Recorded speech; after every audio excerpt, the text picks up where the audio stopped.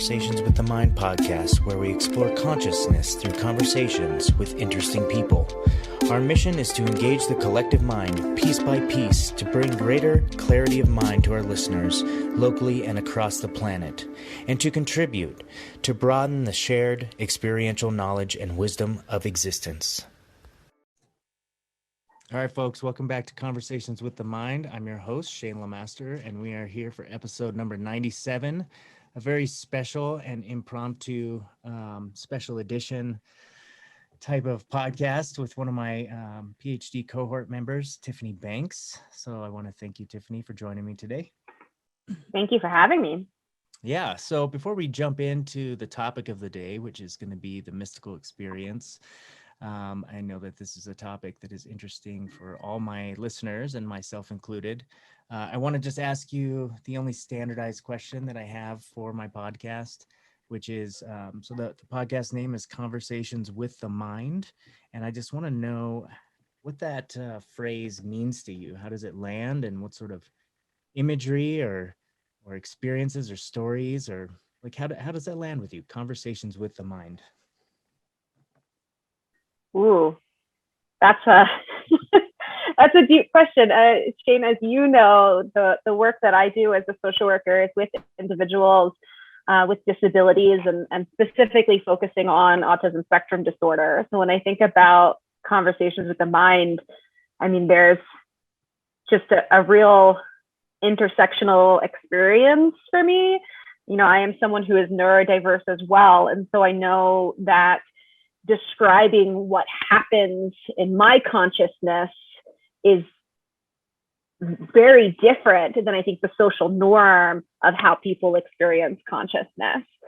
And so when you ask me like what that kind of means to me, I think a lot about neurodiversity and what happens, I guess, like neurocognitively for people who have differences. And just kind of specifically thinking about, I guess, my own consciousness and my own mind and conversations. Like I do have like a running dialogue in my head, probably almost at all times. I think it's something that makes focusing on what's happening in the like tangible world really difficult.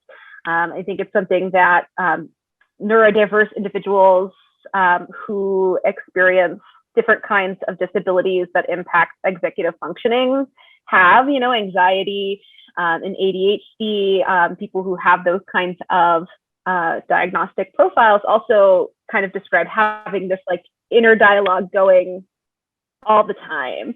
And so that's what pops into my head when you ask that question.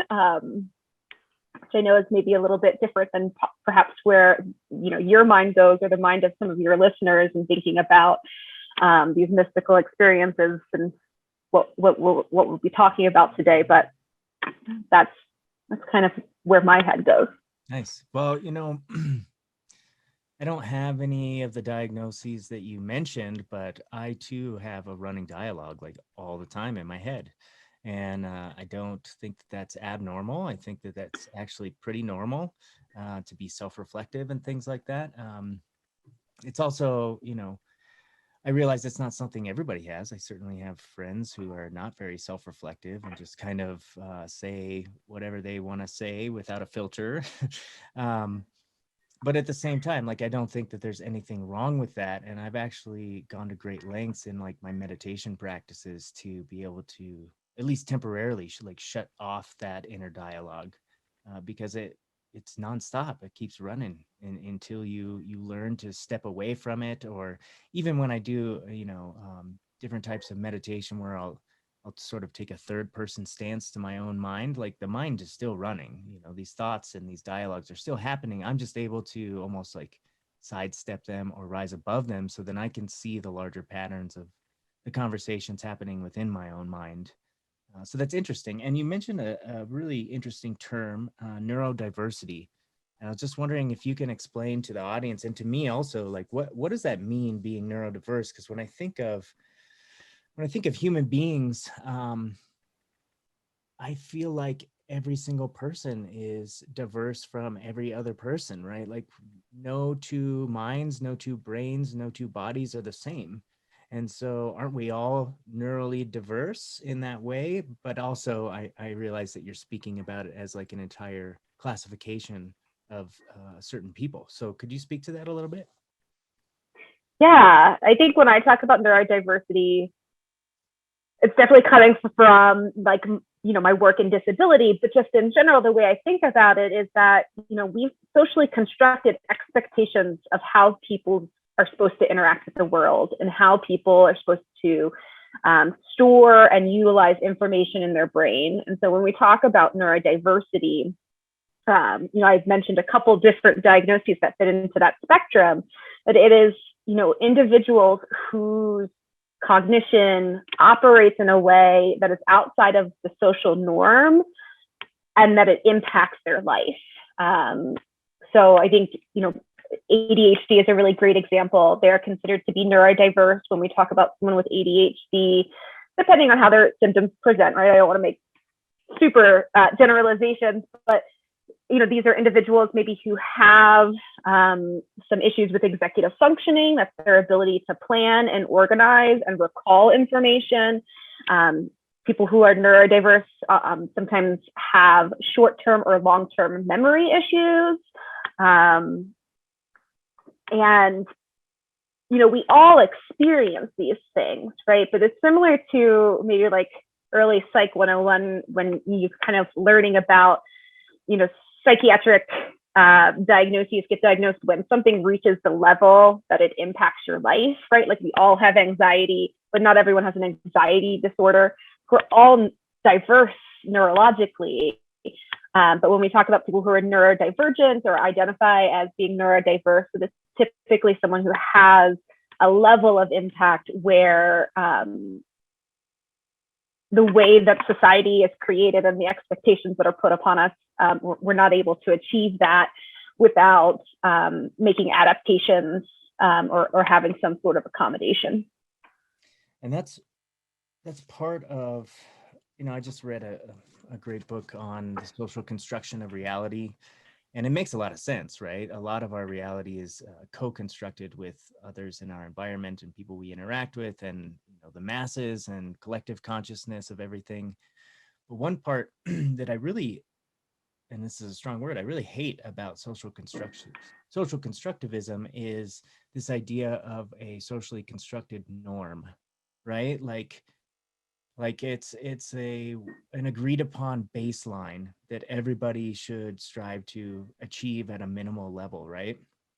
Because if that socially constructed norm didn't exist, then I don't think neurodiverse individuals would would feel like they are experiencing problems necessarily because they're not meeting some socially constructed expectation, if that makes sense. Like it's that norm that causes people to say, well, something's wrong with me because I'm not living up to that, or I'm not functioning within this box that society has set out for us, which I really don't like. I you know and I haven't worked with too many autistic folks like you have, but I have worked with a couple, and I've worked with a couple people on the schizoaffective spectrum. And part of what I love about exploring that is not only how horrible Western society demonizes those and treats people like that, and we just almost like we don't know what to do with them, so we lock them up or we restrain them or we do something because we can't handle it, right? It's not that they can't handle life, it's that we can't handle them. But in other cultures, my favorite part about these is that in other cultures, um, they often view some of these diverse individuals as very gifted people, right? Like I know and I think this has something to do with neurology, but folks with Down syndrome, like they are known for having exceptional strength, right? Above and beyond what normal people have, right? And I think it's not that I don't think they have like stronger muscles or anything. I think that their neural connections that allow them to access those strengths are enhanced in some way. And so I believe that, even folks who suffer or don't suffer with autism, like they have exceptional gifts too that I guess normal society just doesn't value as much as we should. I spoke about this the other day in class that folks who have schizoaffective symptoms in other cultures are not seen as sick people, but they're seen as people who are the shamans of the tribe, the people who can speak on the level of this 3D reality and cross over into the spiritual realm and speak with other beings, other voices, angels, things like that, and they come back and they transmit that information to their tribe or whatever, and they're held up on high. So there's definitely some flaws that I see in our culture around these sorts of ideas around neurodiversity and what do we do with that. But a lot of it, I think, comes down to not enough tolerance for something outside of what this norm is supposed to be. Yeah, no, I totally agree. I will backtrack and say that I think it's important to state not all people with autism are savants. Like that's an important statement that particularly people in that level 3, that it is something that really impacts their lives, and that within the autism community, we certainly know that Temple Grandin talks a lot about finding that passion and building upon that, but not everyone finds that passion, and so that definitely, I just wanted to kind of say that for your listeners, because I think that's something that's important to be clear about. But and I would go as far to say, some of the literature that I've read that uses critical disability theory to look at this social construction goes as far to say that all disability is socially constructed. We created a world that uses stairs. We created a world that, has children going to school for, 6 hours straight sitting in a desk. We created all of that. And so in that way, we created disability. And so I don't know that hate is too strong of a word for it, because it is. It's impeding people's abilities to live happy and full lives, because the majority of people who don't, need those certain changes just refuse to change. Yeah. And I guess the last thing I'll say about this, because I heard you say, not all folks find their passion, and I think that applies to all human beings, right? And creating meaning and purpose in our own lives and finding that meaning and purpose and even getting through the days over and over again. It's so important that we maintain, all of us maintain some sort of directionality towards finding our purpose, finding our passion, and then going and doing that, as opposed to slipping into the monotony, the 9 to 5, just to get the bills paid. I think that's so true. I think that's a yes. wasted life. Yes, exactly.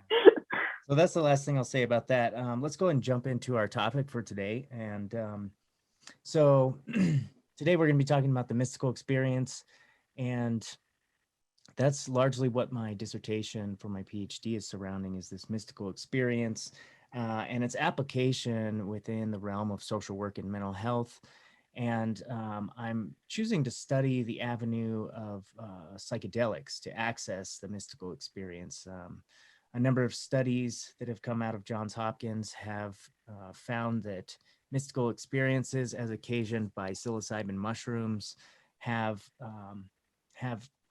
been able to help various mental health disorders, both in the acute stages as well as long-term stages, getting people off their meds that they've been on for years, where they may only need 1 or 2 psilocybin treatments, and those treatments, the effects can last up to 18 months, things like that. And they've found that it's actually the mystical experience, or the having of the mystical experience itself, that helps to create some of these long-term effects. So people who did not have this full-blown mystical experience, they still had positive effects from it, but maybe not as long-lasting, not as life-changing, life-altering. part of the mystical experience literature that has come out in the last 5 years talks about a connected idea, but is separate, and it's called quantum shifting or quantum changing, where someone can have a mystical or religious experience and experience such a shift in their thought patterns, in the way that they think about themselves or the way they approach life, or they all of a sudden decide they're going to pursue that passion, and it creates this quantum shift that sends ripples throughout their entire life, changing it for the better. And so that's one of these sort of benefits that can come from a mystical experience, or these quantum shift moments. Now, it doesn't happen for everybody. Sometimes they're more gradual, but that's another thing that's come up in the literature. And the reason why I had you on the show today is because over the last 2 years, in all of our classes that we share together, you've heard me talk about my project since day one. And, over the last 2 years, we've got to know each other's projects quite well. And one of the things that has been a sticking point, not just for you, but for a number of people in class, you've just been a little more forthcoming and open with me about your confusion around it, is what is the mystical experience? And I thought it was important that we have this conversation just so that I can sort of gain some insight into where the disconnect is, where the misunderstanding is, because I truly believe you can't understand the mystical experience until you've had one. You can't experience it full, or you can't understand it fully until you've experienced it. And so that's been one of the challenges throughout hundreds of years, is how do we translate what this experience is subjectively to people who have not had them themselves. And it's still a challenge, and I'm finding that too in my own work and with you guys. And so after 2 years, you came to me the other day and said, I still don't understand what this thing is. And I'm I'm like, oh man, like I'm trying so hard to bridge that gap. And so I thought we could try and iron out some of your questions today around what it is and what the experience is like, and see if we can gain some understanding on both ends. Yeah. I think the first question that comes to mind when you're talking about it being, induced by a psilocybin agent, right, is like, how is a mystical experience in the way that you talk about it different than getting high, right? Like, what is the key differences for people outside of your field to like understand what you're talking about versus just someone's having a trip, for lack of a better word? No, that's a great question. So first and foremost, like I've had to look into mystical experiences, not just in the psychedelic realm, but also in the realm of religion and also other spontaneous modes of realizing the mystical experience. People often do through meditation. And there have actually been studies confirming that mystical experiences in all these different domains are equally compatible to each other. So people are experiencing the same things, they are reporting the same things. And so there's not much difference between the experience itself and how you get there, although certain methodologies sort of take longer. So you could be a 50-year meditator before you get to a mystical experience, whereas your first psychedelic experience can sort of shortcut that route to get you there.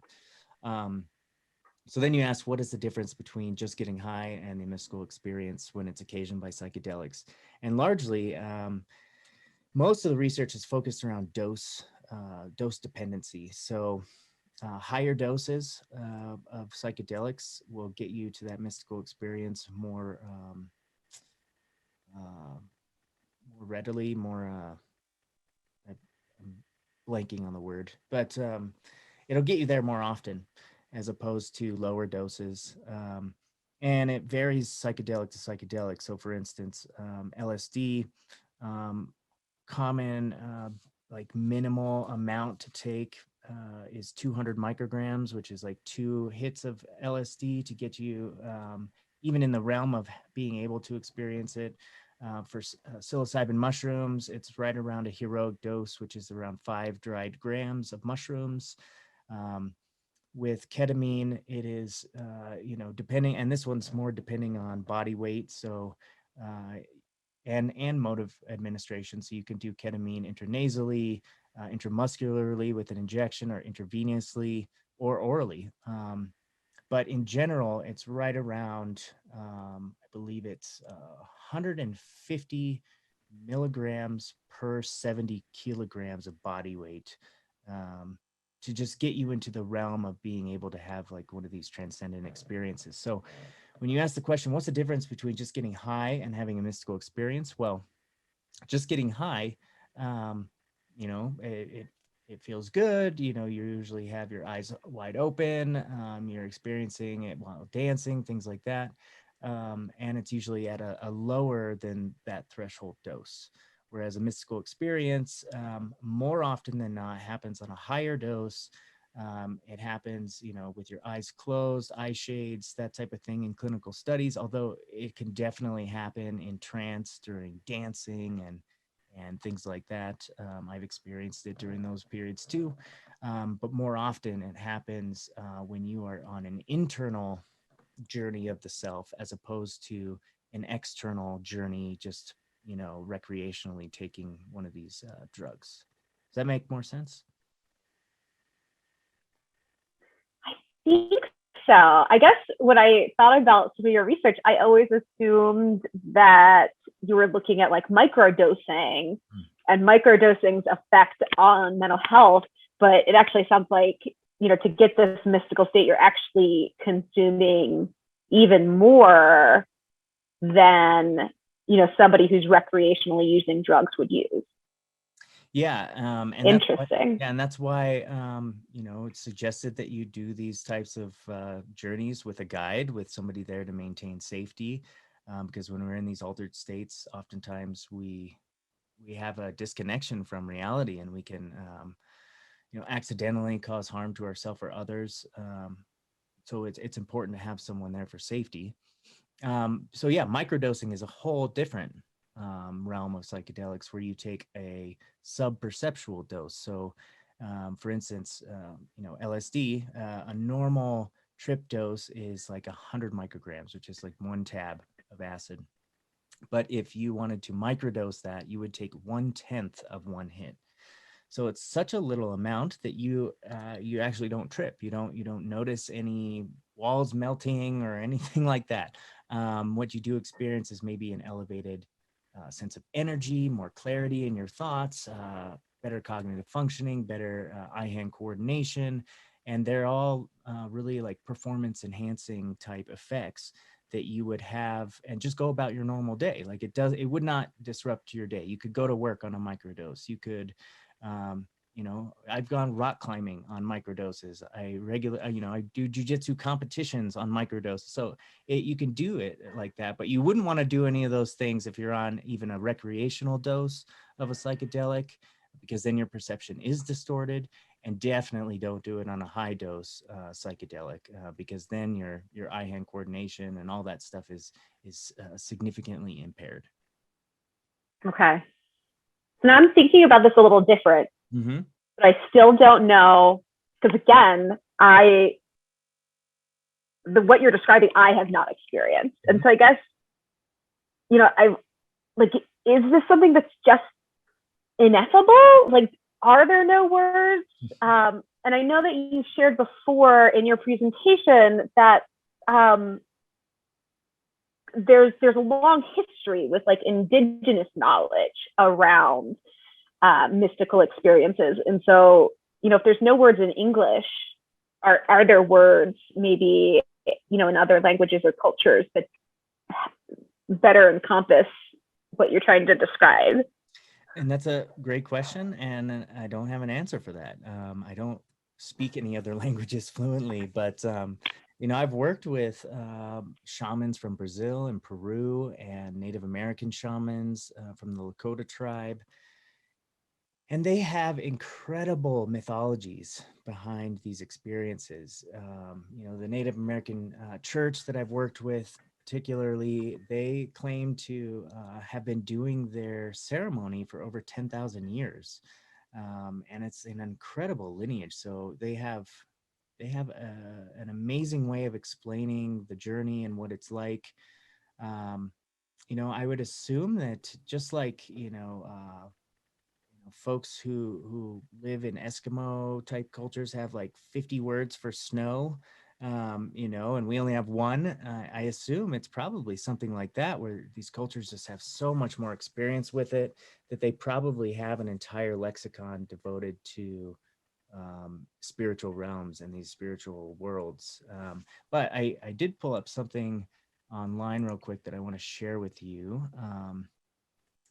So William James, he's a Western psychologist, very famous in our history, and he had an entire book on religious and spiritual experiences many decades ago, and sort of seen as one of the forefathers of exploring this here in the West. And he said, in regards to your ineffability question, ineffable for the listeners who don't know what that means, just means it's indescribable. This little blurb says, according to James, the mystical experience, quote, defies expression, that no adequate report of its content can be given in words. And I've had numerous mystical experiences and written them down and tried to describe them to people. And number one, I can't capture it all. There's just so much information there. I do my best to download it, but I can't bring back all that I experience, and I do my best to explain it. But usually, when I explain it, it doesn't do it justice. It's like trying to sit down with someone who's never seen the movie like The Matrix, and you're trying to explain every moment of the movie and the plot behind it, but you're leaving out parts that are important for the understanding. And then you get to the end of the description and someone's like, what? Like, what is that about? Like, that makes no sense. Um, so yeah, definitely very difficult.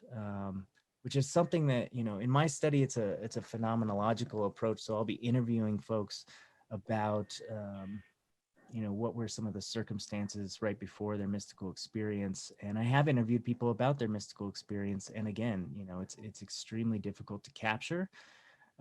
But it's interesting when I talked, like I've had a number of mystical experiences. And when I talk to others who have had it, pretty much everything I say about my experiences, they're like, oh yeah, like I get it. Like I've seen that same thing, or I've been through that too. And vice versa. When they explain it to me, I'm like, oh yeah, I totally get it, because everything you think that is possible here in this 3D reality that we call our conscious waking life, that just goes out the window in the mystical state. Like anything is possible. You can fly, you can dissolve into molecules, you can see and do and be energy in the universe, and it's amazing.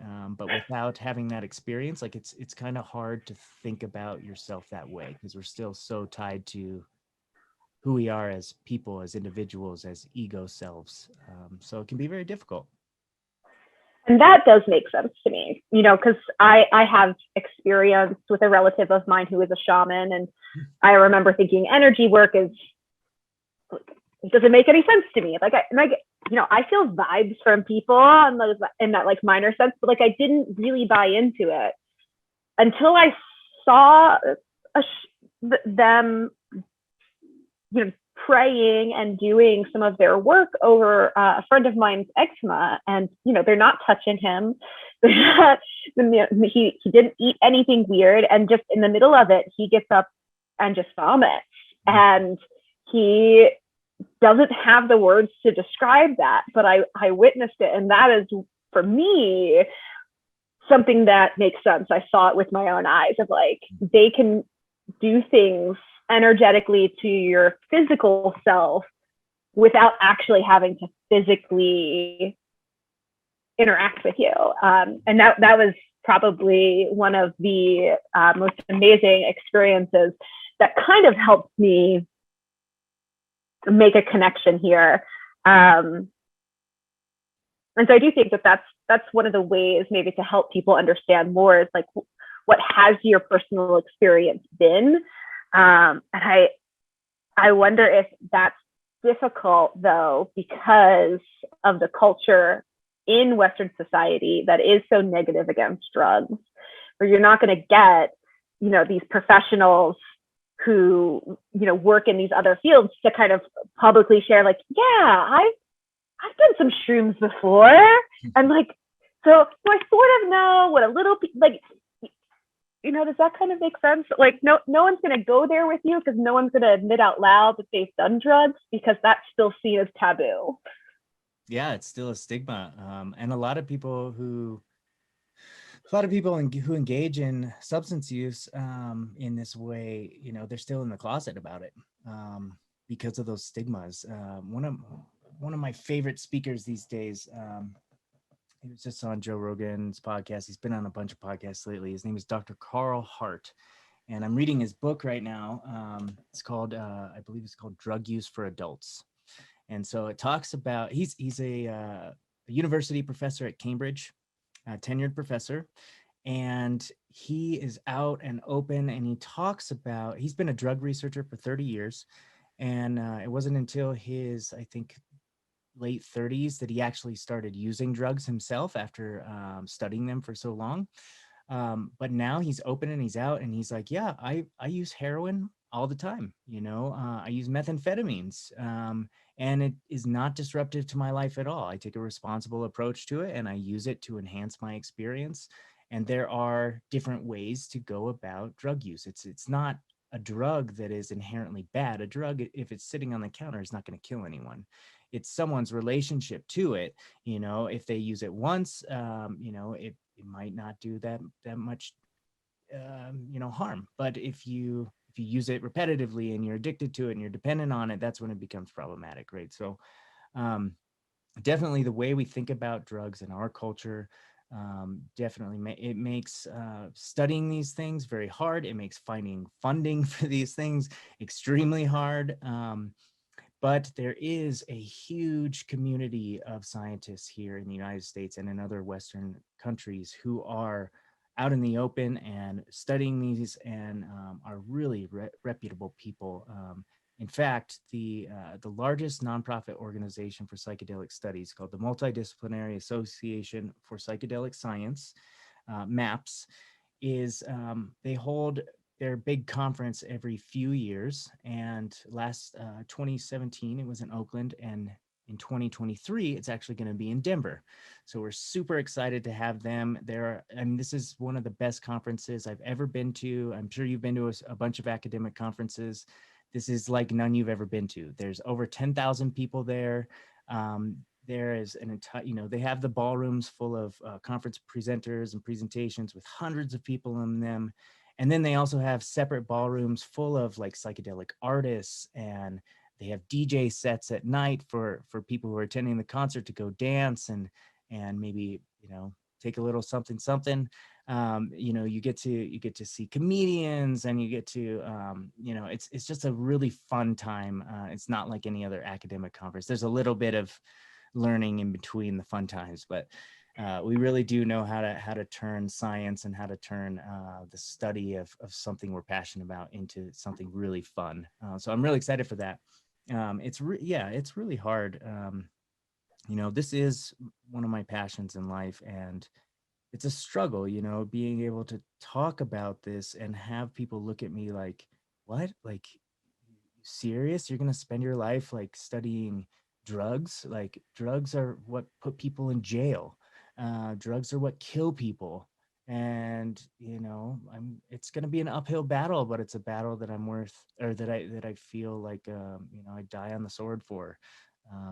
The idea of having freedom over our own consciousness and being able to alter it in whatever way we want, to explore ourselves without some authoritative body telling us what we can and cannot do.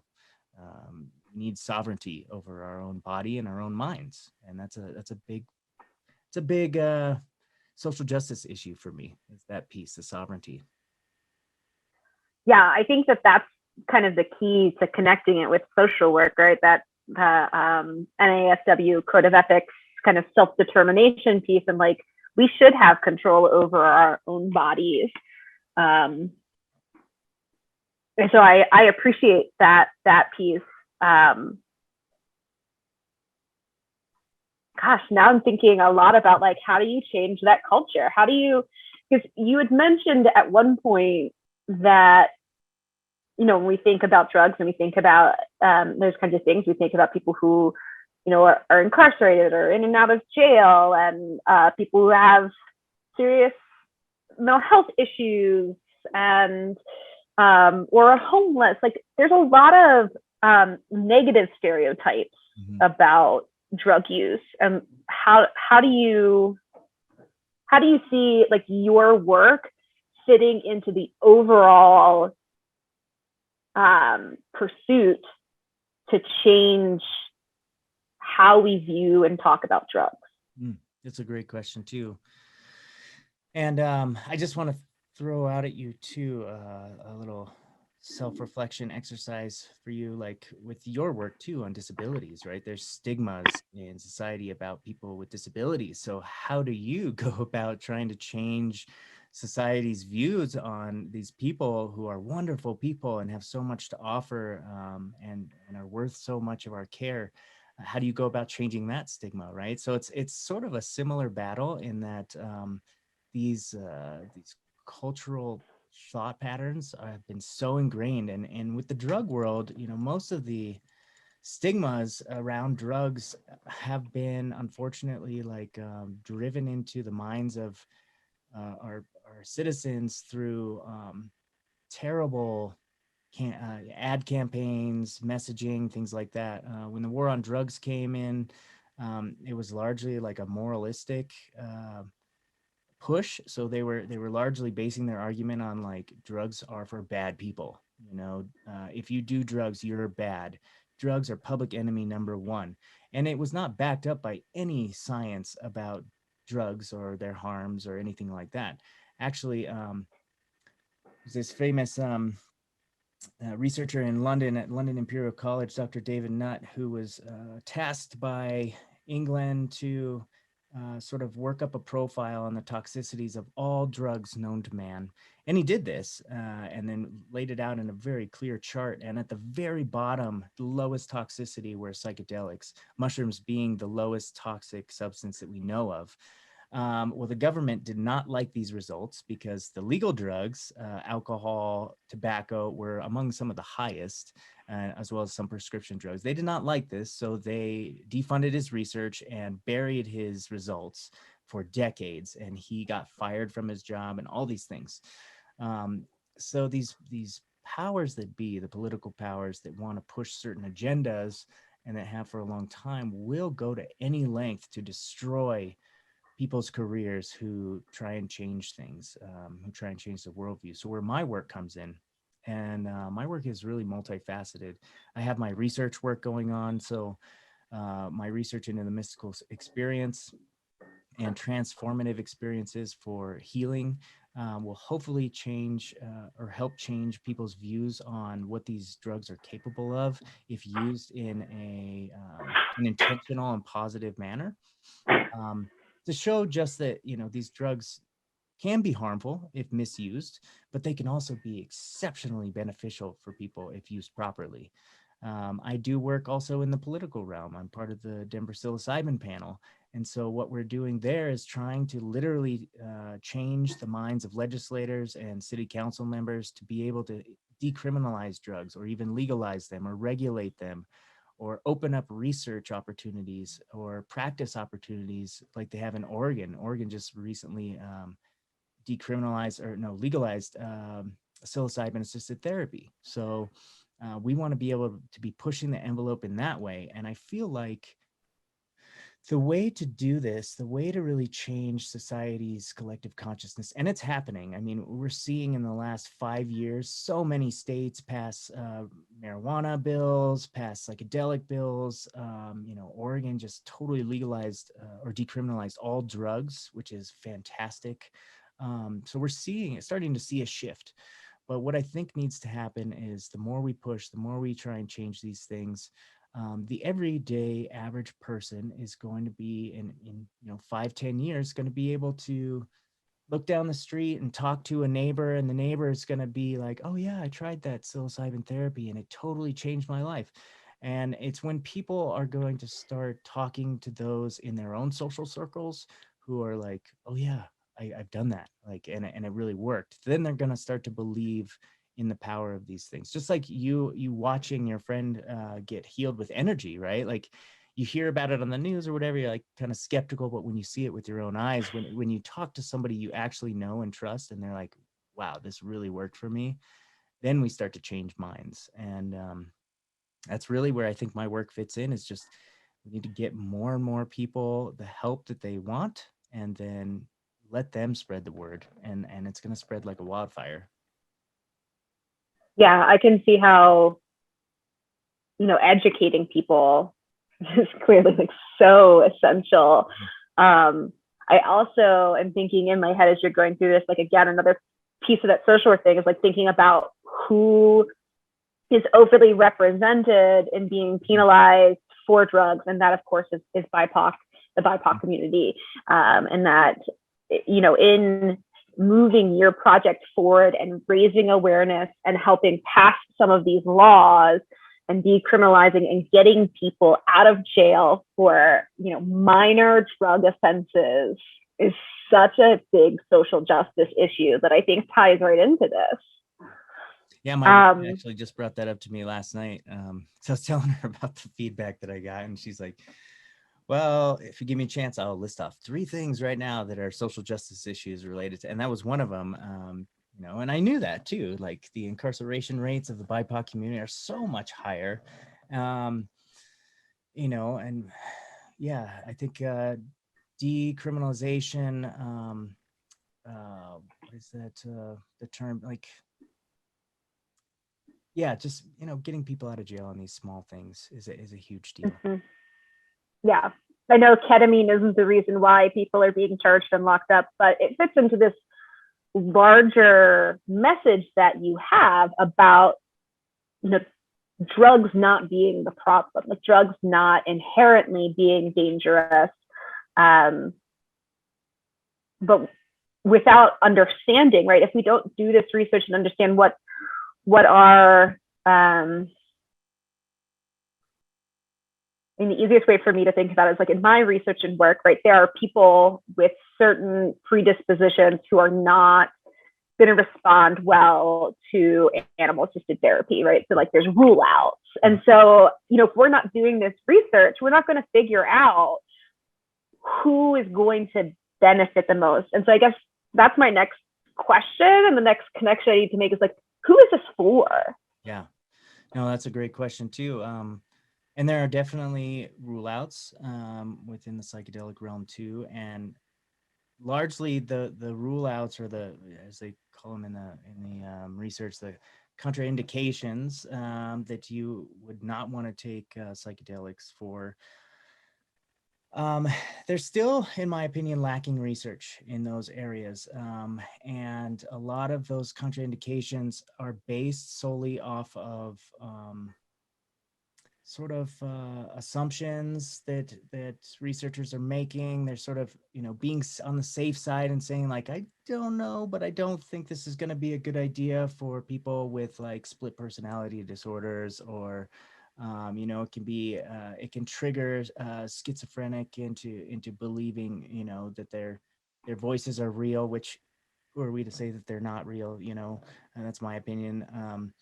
So yeah, there are some contraindications, some mental health issues that can complicate the experience. So someone who's more anxiety prone may tend to experience more anxiety during the experience when their reality starts to melt away into something else.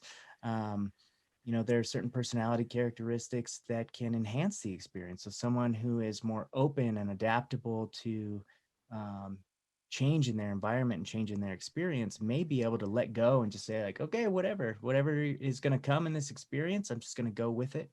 And they tend to have an easier time about it. So there's definitely mental health um, diagnoses that don't match up well. But like I said, we need a lot more research into that. And also medications too. There are certain medications that people can be on that will either counteract the psychedelic effect, or will turn that psychedelic effect into a negative. So SSRIs in particular tend to have an opposing effect on a lot of psychedelics. So if you're on an SSRI and you take psilocybin mushrooms, you may not experience anything at all. They just kind of, they may cancel each other out.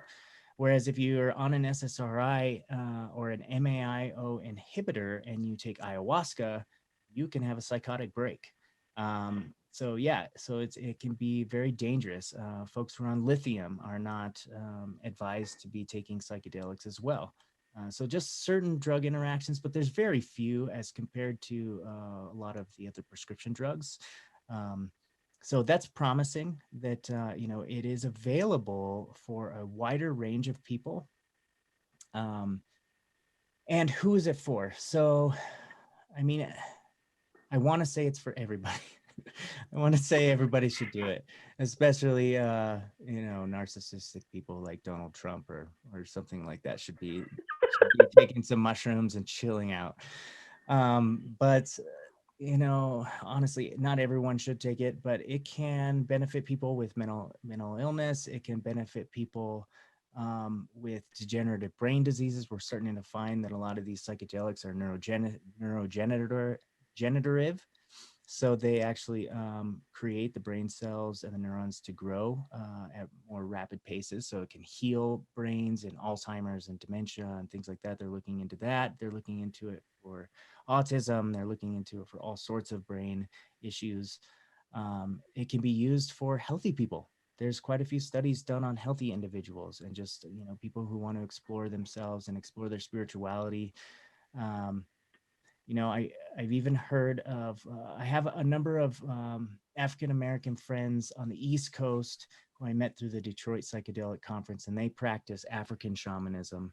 And I talked with them at great length about their practices. They call it urban shamanism because they live in the projects and they offer these medicine sessions with psilocybin, with other substances to people who can't afford it, people in the projects who are just really depressed with their situation, and it really seems to help.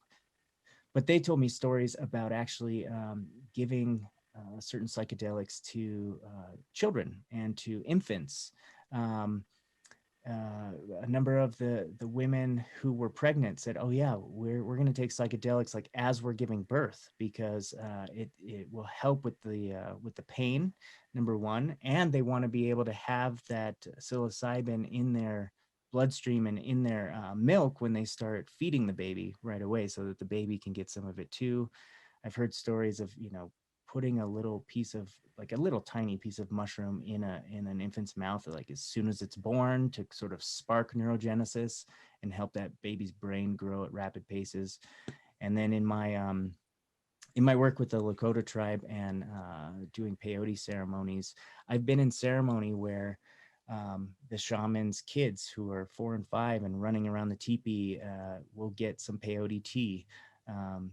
Or there was this wonderful story where this couple came and they just had a baby, and the baby was in the teepee with us and crying because it can be really loud and there's a lot of drumming and singing, and the baby was crying, and they gave their baby just a little sip of the peyote tea, and all of a sudden the baby stopped wailing and actually started like cooing to the music.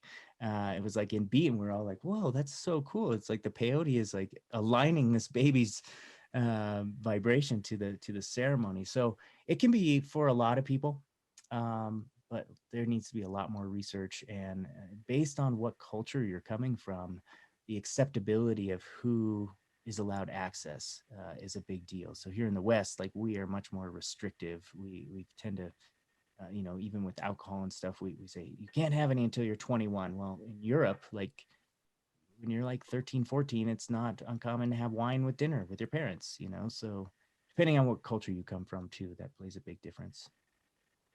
I think some of those stories and some of that data about brain growth has to be part of this story too, right? About for the culture change. Because I know, again, connecting it back to some of my experiences, the first thing I did in my career was an early childhood mental health specialist, and I did infant mental health. And people were always arguing with me and so surprised when I would share that, like, research shows alcohol is the only pterogenetic agent that we consume. It is the only thing that we consume that actually mutates genes. You know, and if it's exposed in utero, kids can come out with genetic malformations, right? Fetal alcohol spectrum disorder is a diagnosable thing. When it comes to other substances, there's lots of other factors, but there's no genetic mutation. And people are always like, well, but it's still bad. And it's like, well, usually it's harmful to children for other reasons, right? Like you're living in, you know, a lower socioeconomic status, or you're living in, you know, a family where drug use is more abusive than what we've been talking about today, right? Like there's all these other factors that create traumatic experiences for these kids, you know, low birth weight, things like that. But there's no genetic mutation. And so people always try to argue with me that like, that all drugs, you know, were bad in utero. And like some of these stories that you're sharing here, I think fit right into that narrative where there is some indication that we've got it wrong, we've got it twisted, that we're choosing to consume substances that are far more dangerous than the substances that we've put on the like do not touch list, you know? Because I think one of the barriers when I'm thinking about, again, like social work as a field as a whole is the question of safety, and like how safe can this possibly be? How do we know that we're not going to harm people? Because, you know, our code of ethics says, you know, do no harm, put the community and other people before yourself. And so, you know, thinking through some of the examples that you said and beefing that up and adding to that, I think is essential in getting your message out. Yeah. You know, it's amazing the social stance on alcohol too. And, you know, alcohol and tobacco and caffeine are three most widely used substances in our country and our culture. And, you know, it's easy for someone if you just want to look, you don't have to look very deep as to why that is. Like there's a lot of money in those, you know, these companies, Budweiser, you know, whoever makes Marlboro and Camel and all that stuff, Philip Morris, you know, there's a ton of money, billions of dollars that go into this, and pharmaceutical too, big pharma. Like these people do not want to be challenged and do not want to have their income threatened, and they are willing to literally kill and assassinate people and you know, dox people and have people totally shamed in order to tear down their credibility. So it's not surprising that those have survived the way they do. And it's going to take a collective effort on the part of the people to stand up and rise up against those kind of people and those corporations to make those changes happen. Because we can do it, you know, if we really do. I wanted to share something with you too that might help to enhance your understanding of the mystical experiences. I'm referring to it in my project. And then I want to make sure that I get to the rest of your questions and get them answered because I want to respect your time. So this little blurb right here is like a really good little summary of some of the common factors associated with mystical experiences that people across the board, depending on how you got, or not dependent on how you got to the experience, they all report these things. Okay, so it says questionnaire-based research has shown that the defining features of classic mystical experiences include feelings of unity, sacredness, ineffability, peace and joy, as well as a sense of transcending time and space, and an intuitive belief that the experience is a source of objective truth about reality. So there's quite a bit there. And all those terms that I just listed off could probably be defined on their own. But yeah, those are the common features in most of the validated survey measures that measure whether someone has had a mystical experience or not. They're all asking questions right around those particular topics. Do those experiences continue like after the ketamine has worn off? No, the mystical experience itself is it wears off. However, there's there's two pieces to this. Number one, with most psychedelics, there is what's called like an afterglow effect. So after the majority of the psychedelic, so all drugs have what's called a half-life, and that half-life just means, how long it takes for the drug itself to work through the system and become metabolized before it's excreted through urine or whatever. So all drugs have that, and that's on the physical level. However, there is this like afterglow effect that even after the drug has metabolized itself out, like for ketamine, for instance, I tend to experience the afterglow effect for the next 48 hours after the ketamine wears off, where they've actually shown that your brain is much more neuroplastic in that time, and you can use techniques like CBT and DBT to really do some heavy duty lifting and good work into rewiring your thought patterns, behavior patterns, things like that. Afterglow for different psychedelics, mushrooms, LSD, things like that will last for varying amounts of time. And eventually that afterglow too will wear off, where you'll feel like, okay, now I'm totally back to sort of the same consciousness I was before I took the drug. The second part to that is, although the mystical experience and the subjective experience of being in the mystical experience wears off, oftentimes people will take with them, and this is also part of that quantum shift piece, they will take memories of the experience with them that may help inform just their daily living and how they go about life. So I've come out of a number of mystical experiences where for weeks or months afterwards, like I just felt insanely connected to nature, where I would walk by flowers and trees and talk to them and say, well, thank you for the oxygen, and just have gratitude for animals and things like that. And so some of the pieces of the mystical experience can stay with you and change just how you go about daily living. But the experience itself fades. And I think the ultimate question for a lot of people in general is like, what happens when you die? And I have an inclination that once you die, like death is the ultimate gateway into a long-term mystical experience where we all, our spiritual self sort of return back to the ether of the universe, and then we're just in it. We're in the mystical experience until we choose to come back as something else, maybe a star or a galaxy or something like that would be cool.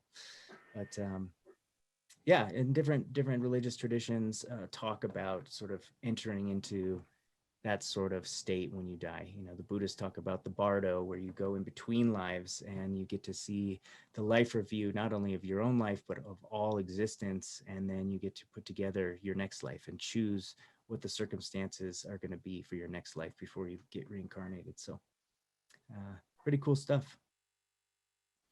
I just thought of a new question as you were talking. As someone like me who isn't like a mystical kind of person, what is what is happening, I guess, physically during these events? Like you talked a little bit about neuroplasticity. Like, do you have an understanding of that really complex, I assume, like physical impacts or what's happening in someone's body and brain when this is going on? Yeah, another good question. And this is definitely my weakest point in my understanding of psychedelics, just because it's so technical. You almost have to have a chemistry background to understand. But I'll try and butcher it here for you. So different psychedelics act on different neuroreceptor sites. Some are serotonergic, so they enhance serotonin in the brain, things like MDMA, things like that. I may have gotten that wrong, but others bring in dopamine. Others bring in I'm totally blanking. Some inhibit certain functions, some make certain functions in the brain more prominent. And that's sort of what's going on chemically and electrochemically in your brain. All sorts of stuff is happening. In the brain, we are largely seeing that the connectivity between neurons is enhanced during psychedelic experiences. So usually we're either functioning out of our left hemisphere or our right hemisphere, and our corpus callosum in between the two hemispheres is sort of that juncture. And our functioning just sort of bounces back and forth between the hemispheres whenever, so certain hemispheres are associated with certain tasks, certain hemispheres are certain other tasks. So creativity, I think, is in the right side, maybe, or and analytics is on the left side or whatever. So we're constantly sort of bouncing back and forth instead of what people believe is multitasking. That doesn't really ever happen. But with psychedelics, what it does is it almost like opens up that pathway in between the two hemispheres. And now both hemispheres are firing at the same exact time and communicating on a level that is like 100 times more efficient than normal waking consciousness. So if you think about our brains, like they are sort of like filter mechanisms. We have 80,000 bits of information coming into our brains every second, and we can only process and make sense of about 80 bits at a time. So we lose a significant amount. What psychedelics do is they open up that filter, and we're still getting that 80,000 bits, but now maybe we're processing 8,000 bits as opposed to 80. And for some people, that can get very overwhelming because it's like sensory overload. But for others like myself, like I find great joy in being able to tap into what seem like extrasensory perception and being able to, so you hear of things like being able to it's called, I think it's called synesthesia, being able to see sounds. You know, you'd be listening and looking at your speaker, and all of a sudden like you see the words of the song like floating out of the speaker or you see the vibration, or you know, seeing sounds, or hearing visual, hearing colors, right? How interesting is that? Like being able to feel like you have like a telepathic connection with someone else who's on a psychedelic. So these are some of the things that are happening physiologically. Now, there's some other theories behind consciousness and how it works with the brain, because I believe brain and consciousness are two separate things, but are intimately connected. The brain is almost like an antenna, in my opinion, for consciousness, tune into consciousness. Um, we have within ourselves this thing that has been called the default mode network, which is this system in our consciousness that is sort of our automatic patterns. It's things that we have sort of gone over time and time again. So now this is how we think, this is how we respond to things, this is how we react. And if you, my favorite metaphor for this is like you go up on top of a snow peak and there's no tracks. Well, if you take a sled down the same track over and over again, that track is going to be well worn to the point where you can't even get the sled out of the track after a while, and it just follows that path. Like that's our default mode network, is that solid path that we've worn down. What a psychedelic does is it comes in and it's like it blizzard, puts a blizzard on top of that snow peak. So now there's no more tracks anymore. And now you get to rewire and change the pathway that you want the sled to go down the hill, maybe in a more beneficial way. So the psychedelics tend to go in there and disrupt this default mode network just temporarily. It sort of shatters that a bit for yourself and allows you to see other ways of doing things, sort of run through the simulation of, if I went about my life in a different way, this might be the outcome. And it helps you to like reset, give yourself a refresh, and start to create for yourself new pathways rather than have them be conditioned into you by circumstances.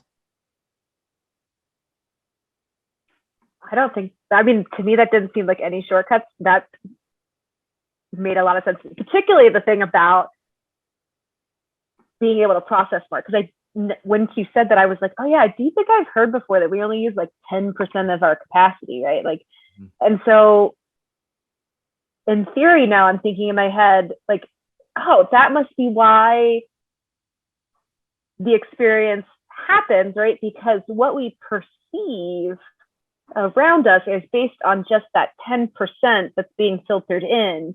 And so you're opening it all up and we're perceiving our world in a completely different way. So that's where some of these different experiences come from. Is that? Yeah. So you're in essence, you're experiencing and the term hallucinating is sort of the wrong term, because a hallucination is seeing something that's not actually there. Um, so that term hallucinogenic is widely debated in this field, but no, really what a psychedelic is doing is it's opening up your perceptual gateway so that you are taking in much more of what is actually around you. You're seeing the things that your brain usually filters out. So you are actually being able to see vibrations and energy and waves and particles, and you are able to see trees communicating with each other in the way that they do, where in everyday waking life our brain sort of filters those things out, because it's like, oh, that's not important for our survival to actually pay attention to these things. They just kind of happen in the background and we just let them happen. Whereas in a psychedelic, it's like, no, we're going to show you all of it. And full-blown mystical experience, that experience of unity, is really that ultimate objective truth that they're getting at there, that we are not separate from our environment. We are our environment. We're not separate from nature. We are nature. We're not separate from the universe. We are the universe, that we are all one thing, even beyond the human species, beyond the planet, beyond, whatever. All the cosmos is made out of the same stuff. We are all stardust. And so you feel this for one for one blip in time. You get to experience like this complete unity with everything, and like, I am not separate from any of this stuff, and I am so minuscule yet so important within all this giant machine that is working. You're actually making me think that maybe I am more of a mystical person than I thought, because when I think about death, which is a really morbid thing to talk about, right? But when I think about death, I think about the scientific concept of like, you can't create mass out of mass that doesn't exist, right? And so I believe, and I find comfort in this idea of passing away and decomposing, and the atoms that make up my body going back into, the universe and being used in other ways. And I think that's kind of where some of that reincarnation stuff comes from. And, I don't know about souls or anything like that, but like on a scientific level, that's what we've been taught since elementary school, right? Like ice melts into water and it evaporates into the air, and like all of that. And that to me is so similar to what you just said. I just don't think about it as being a mystic experience. And I think just that's because that's not the way I've been taught to think my entire life. It's a mind shift. Yeah, totally is. Yeah. No, that's great. I love being able to hear from other people who are more scientifically minded, and then they find parallels between their experience and what I'm talking about, because I think maybe people get hung up on some of the terms, right? Like mystical, or the term God, or the term magic, or things like that. And we're like, oh, that's not scientific. Like, you can't prove that any of that stuff is real. Well, it's not really magic. It's just that the term that you're getting caught up on. Like, if you think about it, like, life in itself is magical, right? How the hell are we alive and being able to have this conversation through a computer? Like, out of all the infinite possibilities in this universe, this is our reality. Like, that is magical. That is mystical in and of itself. And that's really, one of the things you take back from the mystical experience is that it's all mystical. Like, there's not mystical and non-mystical experience. There's no duality between the two. You come back and you're like, and you walk around and you really have so much more of an appreciation for your life and others in your life and your experiences, that everything is beautiful, everything is magical, everything is perfect, just the way it is. And it is the way it's meant to be, And yeah, that's been a profound shift for me, is having that realization. Yeah. Well, I think this conversation helped me Okay, good. have that realization. Like,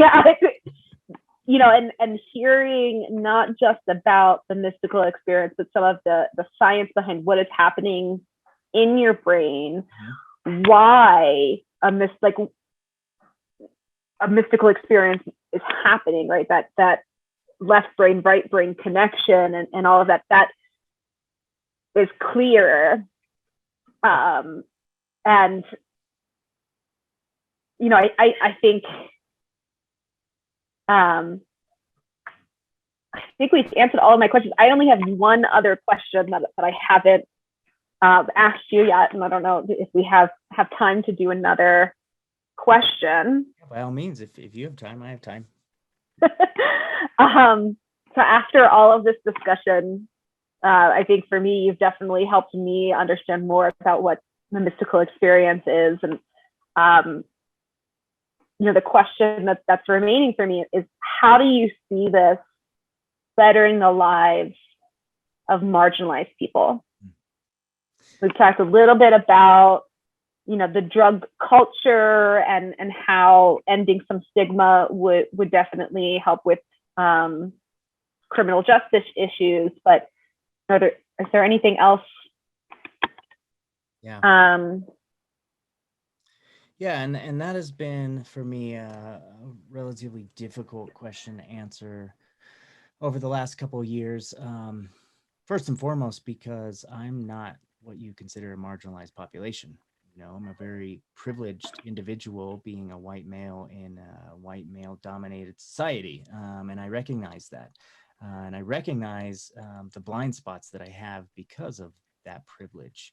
So it has been very difficult for me to sort of set that aside and step outside of that and actually go talk to people who are marginalized and figure out like what are their concerns. And largely what I hear and where I think psychedelics can really be of assistance is talking about the PTSD and and all sorts of traumas that are associated with being a marginalized person, whether it's marginalized for your sexual identity, marginalized for the color of your skin, marginalized for your socioeconomic status, whatever.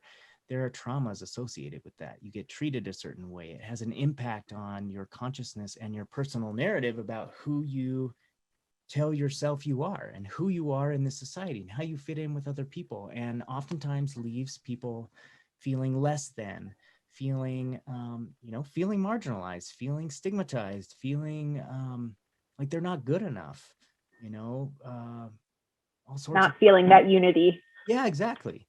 And so where I think psychedelics can really come in, and there have been plenty of studies showing the effectiveness of psychedelics on PTSD, especially for severe cases of PTSD through, work with soldiers who are coming back from war-torn situations, things like that, and just doing incredible healing for them.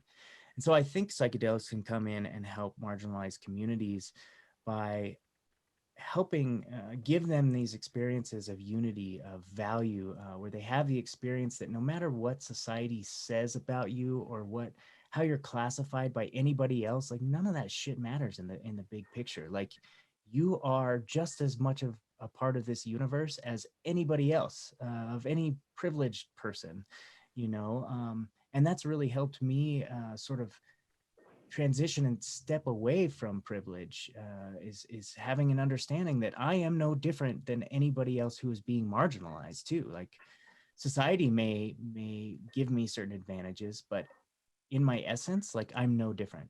I'm no different than a marginalized individual. And I want marginalized individuals to have that same experience, that at their core, at their essence, they are no different than anybody else. And that, if they can hold for themselves that sort of narrative story about themselves, that I'm no different, I'm no better or worse, no matter what you say to me and try and tear me down and try and restrict me from things, I'm still just as good as you are, and if they can hold that true to their heart as their objective truth, then I really think it can have a deep impact on just the well-being that they experience throughout life, and hopefully not feel as marginalized and maybe, I believe that marginalized change about marginalized communities needs to come from those marginalized communities. Like they are the ones experiencing it. They are the ones that are probably more incentivized to try and change it. It also needs to come partially from the privileged classes too, who can recognize their privilege and tear down some of that stuff. But it's a collaborative effort, and everyone, I think, hopefully with psychedelics can just realize who they truly are and how much they mean to the universe and how much the universe loves them regardless of their sexual orientation or the color of their skin or their economic status or their neurodiversity or whatever, that the universe loves them equally as everyone else and they are so valuable. That's what I'm hoping psychedelics can do for us. Yeah, that's a tough response to process because I know that, you know, the message to us as white individuals is that a lot of, you know, racism and dismantling racism actually lies on our shoulders, that colonialism and white supremacy is what makes those things possible, and that it's our job versus the people, you know, of color having a responsibility to that. But, you know, going further than that, I'm like, okay, in the mystical experience, you experience peace and unity. You're experiencing the universe on a different plane. And then after this afterglow, you're right back in this tangible world that is built on colonialism and oppression on the backs of these marginalized communities. And like, how do you reconcile that?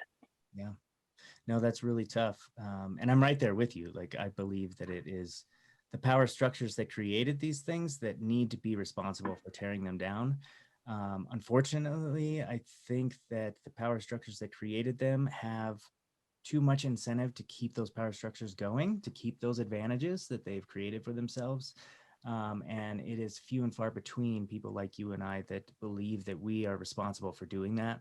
And I see that in the drug community too. You know, people who are responsible drug users, we shouldn't be the ones responsible for changing the stigma and tearing down draconian drug policy and ending the drug war. Like, it should be the people who initiated that who should be responsible for doing it, but they're not doing anything, right? So we have to do it. And, you know, we are more incentivized to do it because it means more for us to change those things than it does for that other class. They want to keep the status quo because there's so many advantages to that. So I think there's some inherent, you know, it's tough, you know, for privileged classes, it's tough to look at yourself and see, you know, even if you're doing it unconsciously, you're still buying into this system. And you have to look really deep and hard with a microscope and tear those pieces apart from you. That's been really hard for me in this program, is to look at that part of myself and really have a desire to change that. I'm getting better at it, but I'm not perfect. And no, I agree with you 100%. It's up to us. But also, you know, I feel like the majority are not incentivized towards that sort of process. Yeah. Well, and I think that's the social justice issue, right? Mm-hmm. Because these drug laws were created by white male politicians Mm-hmm. who had, you know, had a lot of fears. It was based on a lot of fear. And, you know, I don't know, I don't have all the answers, but I know that I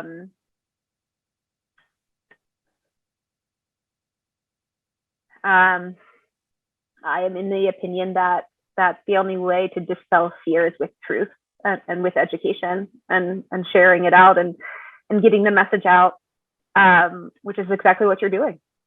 Yeah, trying my best. You know, it's going to be a lifelong challenge, and I'm up to the challenge.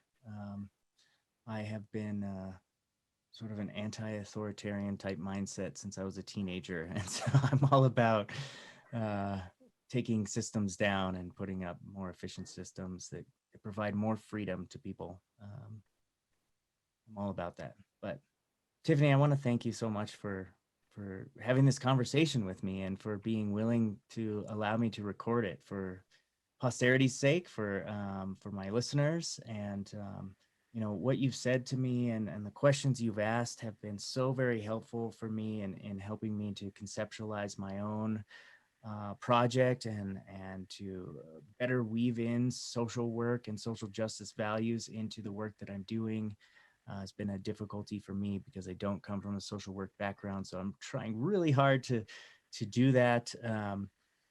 And, just want to express my extreme gratitude for you as a classmate. You have been a fantastic friend and colleague for the last 2 years. And we are almost on to the next stage, which is comprehensive exams.